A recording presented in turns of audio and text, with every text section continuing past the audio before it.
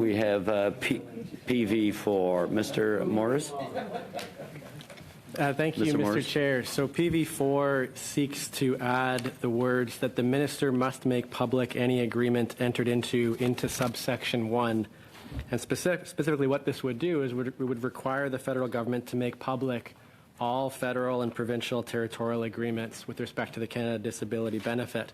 This was recommended by many groups, including the Accessibility for Ontarians with Disabilities Act Alliance, as well as experts who came to testify at committee like Mr. Prince, organizations like the Spinal Cord Injury Canada, and the Canadian Human Rights Commission. And I'll just note that part of the interest here of what I heard from the disability community is an interest in hearing from the government that this is about trust. And with more transparency, I think that leads to more trust from the people that this benefit is meant to serve. Thank you. Mr. Kuzmarchuk on the amendment. Well, thank you, Mr. Chair, and certainly throughout this entire process and working hand in hand with the disability community, our primary concern as well too. One of the priorities we had is to make sure that we build trust, make sure that we are transparent and working again side by side every step of the way. I do have some questions on this particular amendment to our officials, if that's okay. And the first question I wanted to ask, in the general practice in terms of federal, provincial agreements, can you speak to what is the normal course of action in terms of making those agreements public? And also, are there some agreements that are made public? Are there some agreements, for example, that are not made public? And what is the impact, or what could the potential impact be of requiring that all the agreements are made public? What impact might that have on the course of negotiations between the federal and provincial government and territorial governments, knowing that those negotiations are going to be so imperative, critical to making sure that we have the best supports possible for Canadians with disabilities? Thank you. Mr. Chair, I would just maybe answer in a couple of ways. The first is that of the thousands and thousands, literally, of intergovernmental agreements that exist, a lot of them are public. Some by default, some are, upon request. So that's the general standard is whenever possible to release things publicly. There are times where governments prefer not to.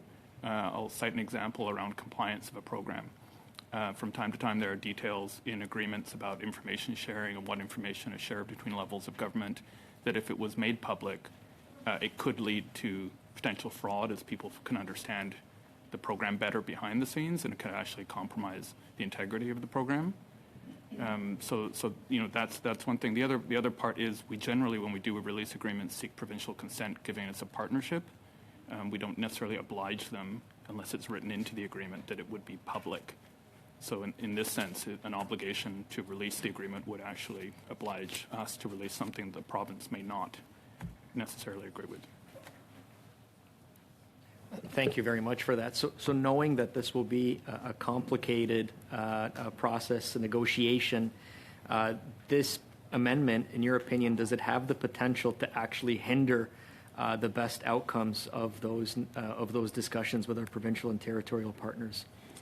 Yeah, I think there is a risk that if we impose obligations on provinces or try to, that they will not see that in the spirit of partnership by which we've approached this. Minister's talked a lot about working closely with provinces as officials we are, and we've tried to do everything in the sense of partnership rather than put an obligation on the other party. There is a concern, or a risk at least, that the provinces would see that this is a break from that, and us trying to impose something on them. Okay, thank you. Ms. Gray on PV4 amendment. Thank you, Mr. Chair. Well, I believe in open and transparent government, so I think this is something that we can support, and also considering that really almost everything in this piece of legislation is going to be in regulations.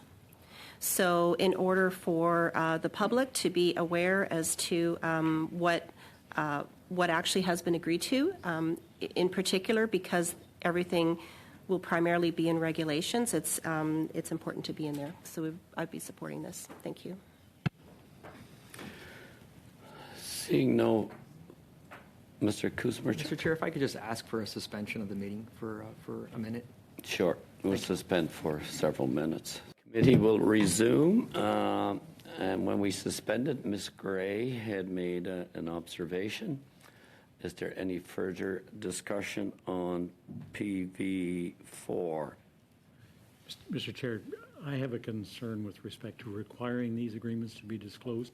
It may hamper negotiations, and there may be a requirement on behalf of the other party to have some degree of confidentiality. So I'm struggling with the notion of requiring people to do that. If in the normal course of events that there's a disclosure, I think that's appropriate, but there may be some situations where this could be a problematic requirement on behalf of the federal government.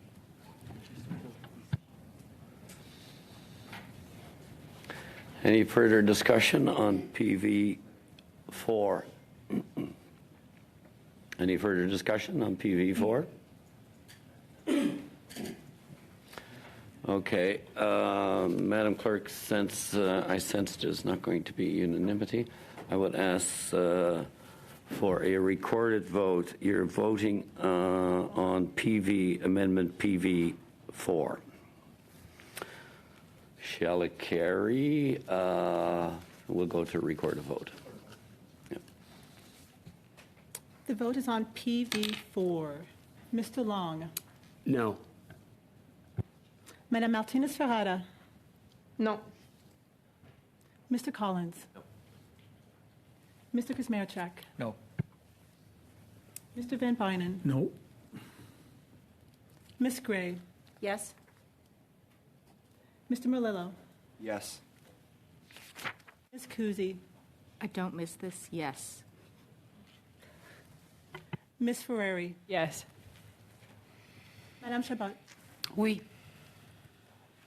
Ms. Cirillo. Oui. That's 6 yeas, 5 nays. So PV4 is carried.